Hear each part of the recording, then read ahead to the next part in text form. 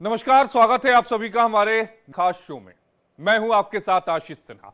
इस खास शो में हम विस्तार से बात करेंगे देश दुनिया की 4 बड़ी खबरों की, जिसमें सबसे पहली और अहम खबर है प्रधानमंत्री नरेंद्र मोदी का चीन दौरा और एससीओ शिखर सम्मेलन में शामिल होना।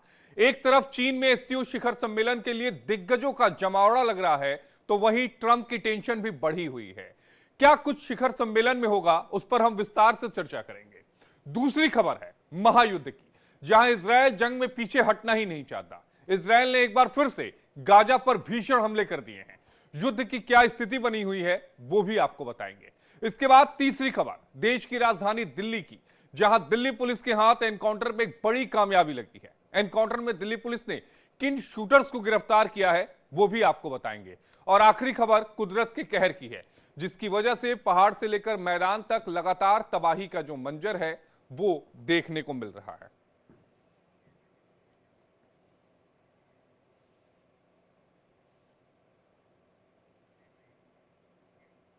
पहली खबर की शुरुआत करते हैं। 7 साल के बाद चीन पहुंचे हैं प्रधानमंत्री नरेंद्र मोदी। एससीओ समिट में शामिल होंगे पीएम मोदी। चीन के तियानजिन शहर में आज से एससीओ समिट है। एससीओ समिट में 20 से ज्यादा वर्ल्ड लीडर्स शामिल होंगे। आज चीन के राष्ट्रपति जिनपिंग से भी प्रधानमंत्री नरेंद्र मोदी की मुलाकात है। वहीं कल पुतिन के साथ प्रधानमंत्री नरेंद्र मोदी मुलाकात करेंगे। अमेरिकी ट्रेड टैरिफ पर विस्तार से चर्चा करेंगे। तो प्रधानमंत्री नरेंद्र मोदी चीन पहुंच चुके हैं। कुछ घंटों के बाद एससीओ शिखर सम्मेलन होने वाला है। इंतजार है उस वक्त का जब पीएम मोदी, चीन के राष्ट्रपति शी जिनपिंग और रूस के राष्ट्रपति पुतिन एक साथ होंगे। भारत के साथ टैरिफ दादागिरी करने वाले अमेरिका के राष्ट्रपति ट्रंप को ये तस्वीरें जो आने वाली हैं वो बहुत चुभने वाली हैं। प्रधानमंत्री नरेंद्र मोदी शनिवार को चीन के तियानजिन पहुंचे हैं। एयरपोर्ट पर पीएम मोदी का रेड कारपेट बिछाकर भव्य स्वागत किया गया। बड़ी संख्या में भारतीय समुदाय के लोग प्रधानमंत्री का स्वागत करने के लिए एयरपोर्ट पहुंचे थे। पीएम मोदी आज से शुरू हो रहे 2 दिवसीय शिखर सम्मेलन में शामिल होंगे। शिखर सम्मेलन के बीच आज पीएम मोदी चीन के राष्ट्रपति शी जिनपिंग से अलग से मिलेंगे। वहीं कल पीएम मोदी की रूस के राष्ट्रपति पुतिन के साथ द्विपक्षीय वार्ता होगी। पीएम मोदी के चीन दौरे को लेकर वहां उत्साह का माहौल है। इस ऐतिहासिक दौरे को लेकर न केवल भारतीय समुदाय बल्कि स्थानीय चीनी नागरिकों और कारोबारियों में भी बड़ी उम्मीदें हैं। इस दौरे को दोनों देशों के बीच द्विपक्षीय संबंधों को मजबूत करने की दिशा में अहम कदम माना जा रहा है। भारत की कूटनीतिक ताकत अमेरिकी राष्ट्रपति डोनाल्ड ट्रंप को भारी पड़ सकती है। इस ताकत का असर आंकड़ों में, विजन में और समझौतों में जापान से लेकर चीन तक दिख रहा है।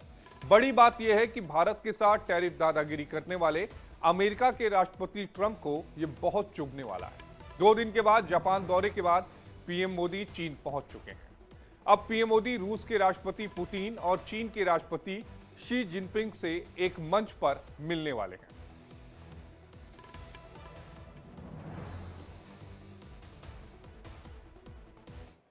पीएम मोदी के चीन दौरे पर चीनी राजदूत का बयान सामने आया है। उन्होंने कहा कि पीएम मोदी के दौरे से चीन भारत संबंधों को एक नई रफ्तार मिलेगी।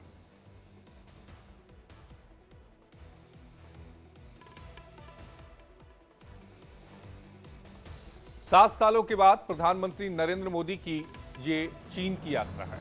2020 में गलवान घाटी में जो कुछ हुआ उसके बाद संबंधों में दरार आ गई थी, लेकिन 2024 के बाद जो समझौते हुए भारत और चीन में, उसके बाद एक नई दिशा दोनों ही देशों की तरफ से देखने को मिली, नई सोच मिली और उसी कड़ी में जो तस्वीरें आने वाली हैं वो आपको बेहद अमेरिकी राष्ट्रपति डोनाल्ड ट्रंप को बेहद चुभने वाली हैं।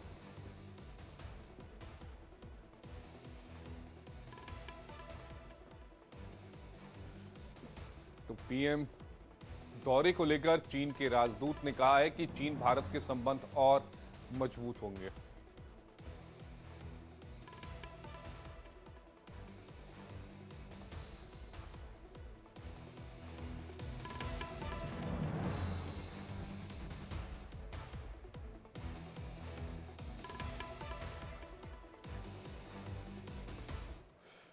तो इजरायल का जो हमला है उस पर भी बात करेंगे, चीन जो रूस के राष्ट्रपति पहुंचे हैं वो भी बात करेंगे, लेकिन इजराइल की खबर दिखाना आपको जरूरी है। इजराइल ने उत्तरी गाजा में तेज की है अपनी सैन्य कार्रवाई, मानवीय सहायता रोकने का भी फैसला लिया है।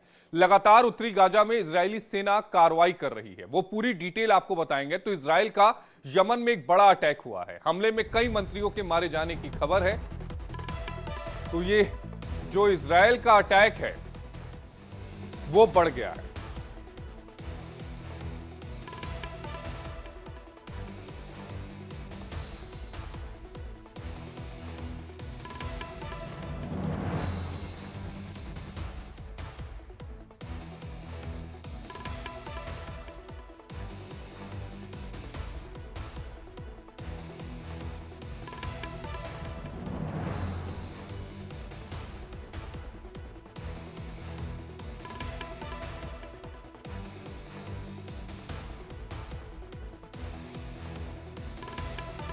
मानवीय सहायता रोकने पर भी फैसला है। इस वक्त की बड़ी खबर, लगातार उत्तरी गाजा में इजरायली सेना कार्रवाई कर रही है।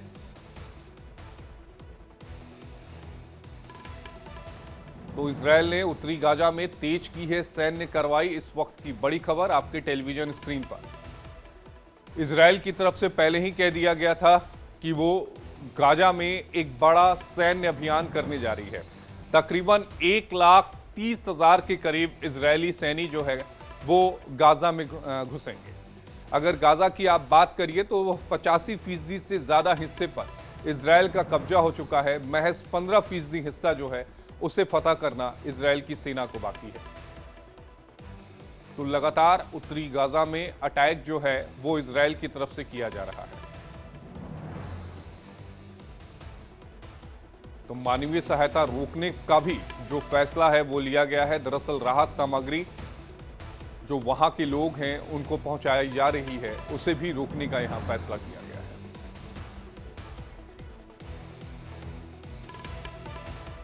इजरायल का यमन में एक बड़ा अटैक हुआ है, हमले में कई मंत्रियों के मारे जाने की खबर है। यमन के शीर्ष अधिकारी ने पुष्टि की है, इजरायल पर हमले जारी रहेंगे। यमन की तरफ से यह बात कही गई है। तो इजरायल का यमन में एक बड़ा अटैक हुआ है और यमन की तरफ से यह कहा जाना कि जो हमले हैं वो जारी रहेंगे। तो यमन के शीर्ष अधिकारी ने इसकी पुष्टि की है। तो इजरायल पर हमले जो हैं वो जारी रहेंगे।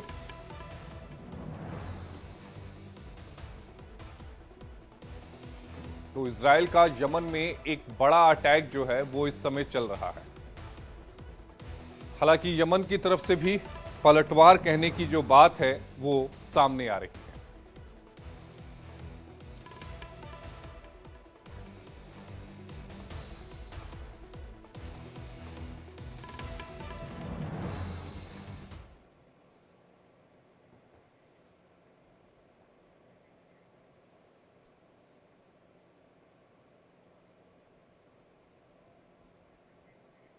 दिल्ली के जाफरपुर कला इलाके में पुलिस और बदमाशों के बीच मुठभेड़ हो गई। नंदू गैंग के 2 शार्प शूटर गिरफ्तार कर लिए गए। दोनों अपराधियों के पैर में गोली लगने से वो घायल हुए हैं। घायल हालात में दोनों को अस्पताल में भर्ती कराया गया है।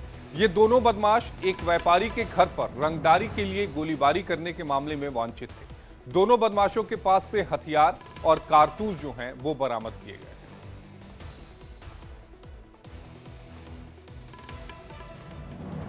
तो दोनों अपराधियों के पैर में गोली लगने से वो घायल हुए और घायल हालात में दोनों को अस्पताल में भर्ती कराया गया है। ये दोनों बदमाश एक व्यापारी के घर पर रंगदारी के लिए गोलीबारी करने के मामले में वांछित थे और दोनों बदमाशों के पास से हथियार और कारतूस जो है वो बरामद किया गया है। उनकी जो तस्वीरें हैं वो भी आपके टेलीविजन स्क्रीन पर हैं।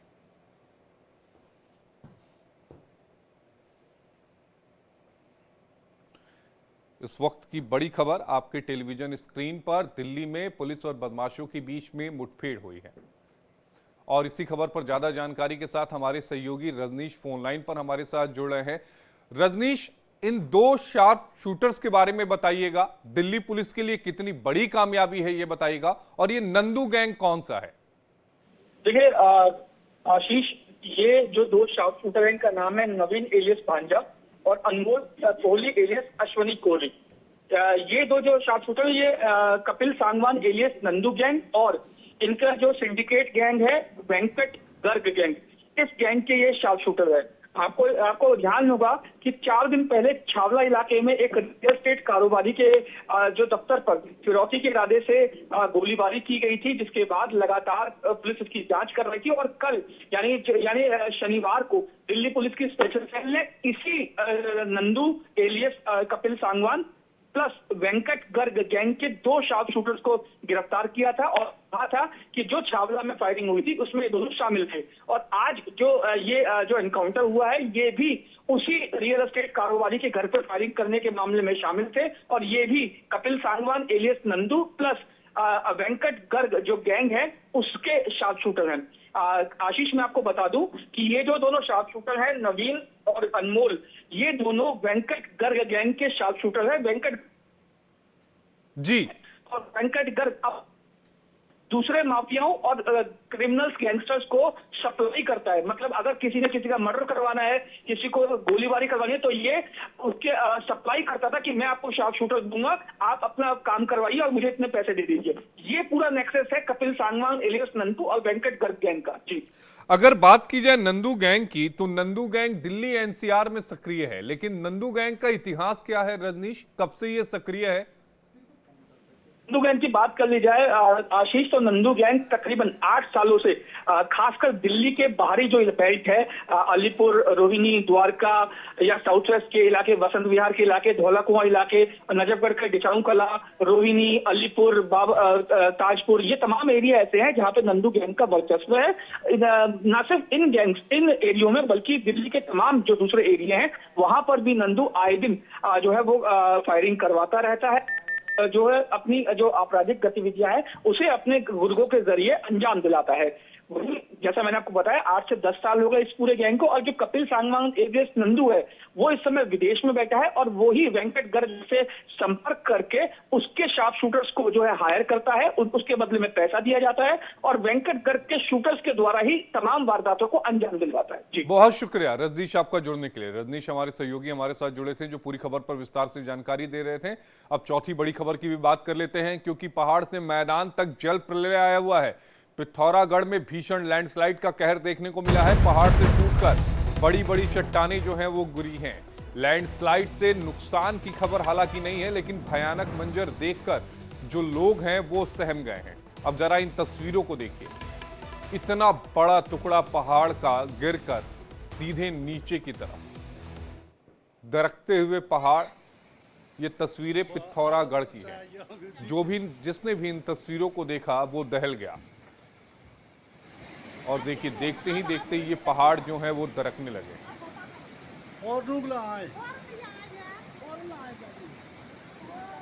और तेजी से पहाड़ दरक कर नीचे की तरफ गिरते हुए वो तस्वीरें भी आपके टेलीविजन स्क्रीन पर। एक बड़ा टुकड़ा पहाड़ का देखते ही देखते टूट गया। हालांकि नुकसान की कोई खबर नहीं है।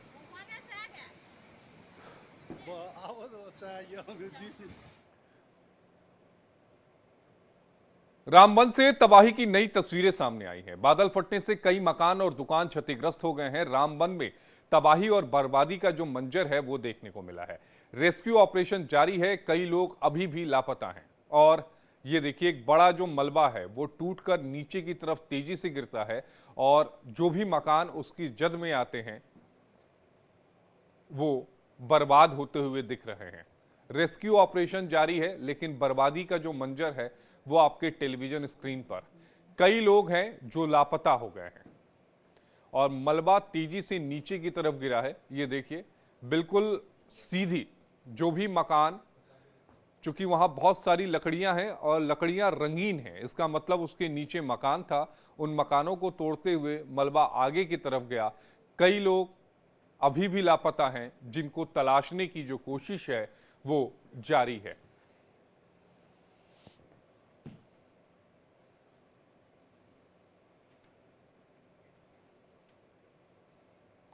रियासी और रामबन में रेस्क्यू ऑपरेशन जारी है। रियासी में भूस्खलन से 7 लोगों की मौत हो गई है।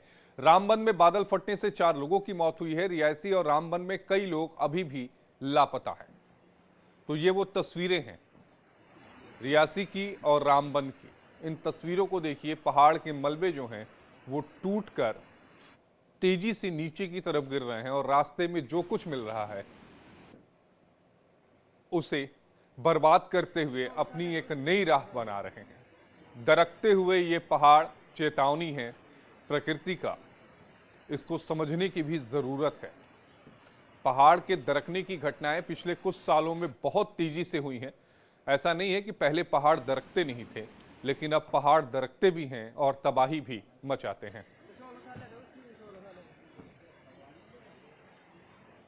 आज से 2 दिवसीय जम्मू दौरे पर अमित शाह है। आपदा प्रभावित इलाकों का वो दौरा करेंगे, बाढ़ और भूस्खलन से नुकसान का जायजा लेंगे।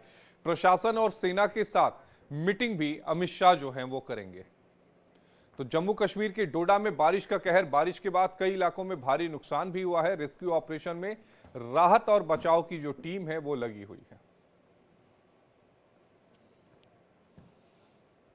तो नदियों का रौद्र रूप और इंसान जो है वो पूरी तरीके से मजबूर है। तबाही का ये अगर पूरा अगस्त महीना कहा जाए तो उसे कहने में कोई गुरेज नहीं होगी।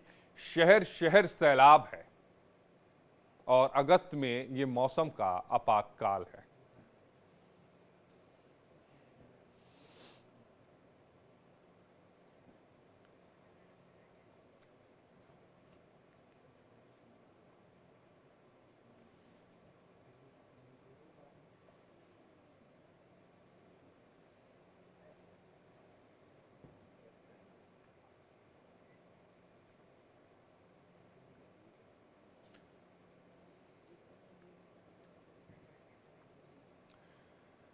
तो दिल्ली पर इस समय बाढ़ का खतरा जो है वो मंडरा रहा है। दिल्ली में एक बार फिर उफान पर यमुना नदी है और यमुना का जलस्तर खतरे के निशान के पार है।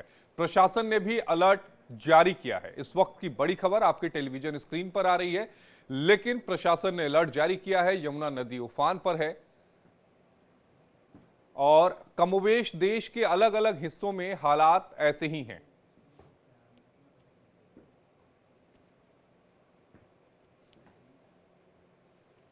तो दिल्ली में बाढ़ का जो खतरा है वो मंडरा रहा है। एक बार फिर यमुना नदी उफान पर है और यमुना का जलस्तर खतरे के निशान को पार कर गया है।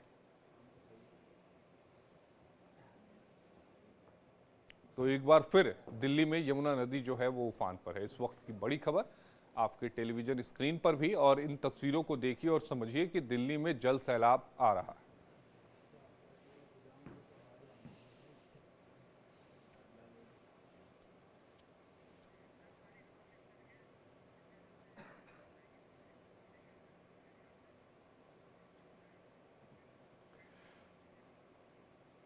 आपने दिल्ली की तस्वीरों तो देखी, लेकिन बनारस का भी कमोबेश कुछ हाल वैसा ही है।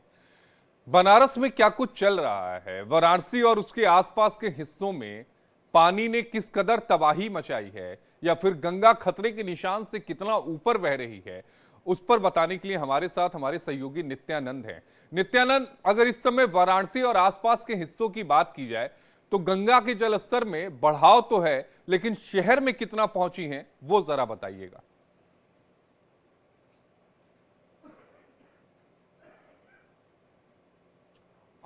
अनम्यूट करिएगा नित्यानंद।